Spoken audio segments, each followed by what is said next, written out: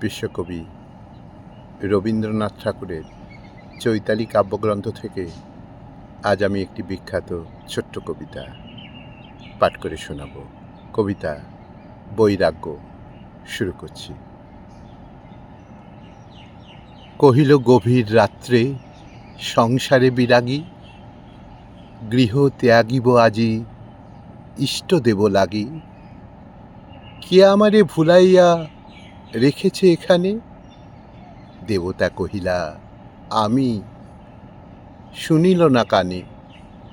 সুপ্তিমগ্ন শিশুটিরে আকরিয়া বুকে, প্রেয়সী শয্যার প্রান্তে ঘুমায়েছে সুখে। কহিল কে তোরা ওরে, মায়ার ছলনা? দেবতা কহিলা আমি, কেহ শুনিল না। ডাকিল শয়ন ছাড়ি তুমি কোথা প্রভু?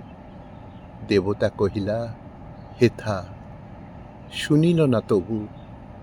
স্বপনে কাঁদিল শিশু জননীরে টানি। দেবতা কহিলা ফিরো, শুনিল না বাণী। দেবতা নিঃশ্বাস ছাড়ি কহিলেন হায়, আমারে ছাড়িয়া ভক্ত চলিল কোথায়?